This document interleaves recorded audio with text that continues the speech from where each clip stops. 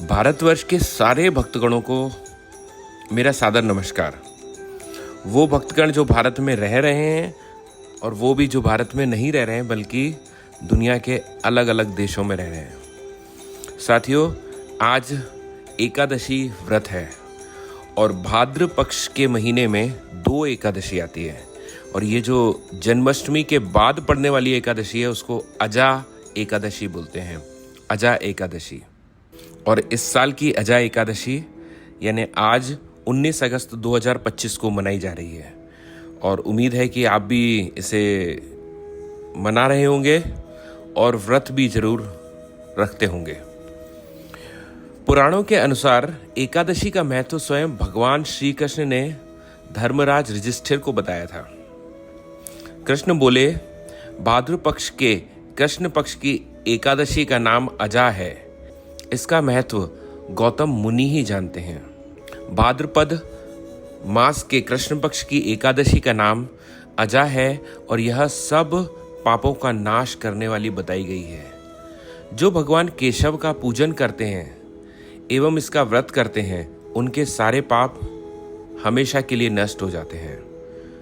पूर्व काल में हरिश्चंद्र नामक एक विख्यात चक्रवर्ती राजा थे जो समस्त भूमंडल के स्वामी और सत्य प्रतिज्ञ थे। एक समय किसी कर्म का फल भोग प्राप्त होने पर उन्हें राज्य से भ्रष्ट होना पड़ा, जिसने बहुत बड़ा परिवर्तन ला दिया।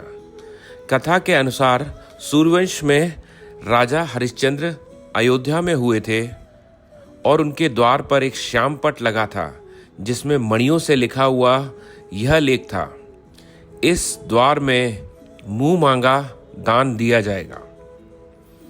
राजा ने अपनी पत्नी और पुत्र को बेचा, फिर अपने को भी बेच दिया।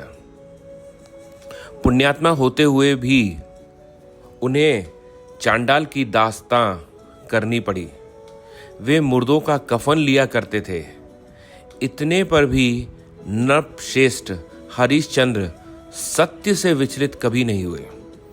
इस प्रकार चांडाल की दास्तां करते उन्हें अनेक साल व्यतीत हो गए।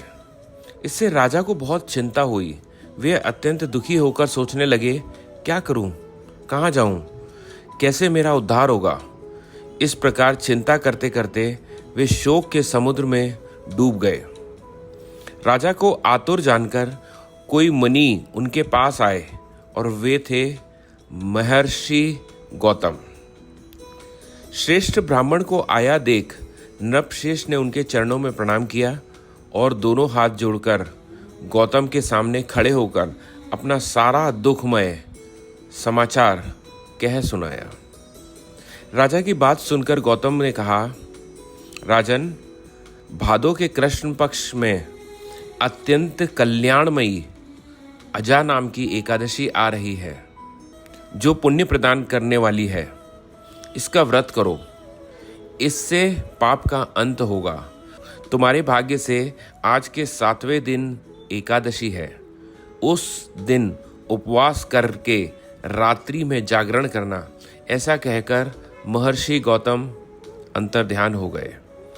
मुनि की बात सुनकर राजा हरिश्चंद्र ने उस वक्त व्रत का अनुष्ठान किया। उस व्रत के प्रभाव से राजा सारे दुखों से पार हो गए। उन्हें पत्नी का सन्निधान, पुत्र का जीवन मिल गया। आकाश में दुदुम्बियां बज उठीं, देवलोकों से फूलों की वर्षा होने लगी।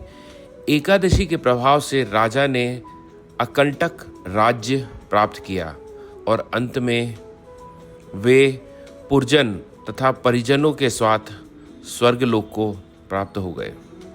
राजा युधिष्ठिर, जो मनुष्य ऐसा फल व्रत करते हैं वे सभी पापों से मुक्त होकर स्वर्गलोक में चले जाते हैं। इसको पढ़ने से एवं सुनने से अश्वमेघ यज्ञ का फल भी मिलता है। अतः आप सभी भक्तजनों से अनुरोध है कि इस एकादशी का, इस अजा एकादशी का व्रत जरूर रखें और इसे अपने भक्तगणों के साथ में मनाएं। राधे राधे।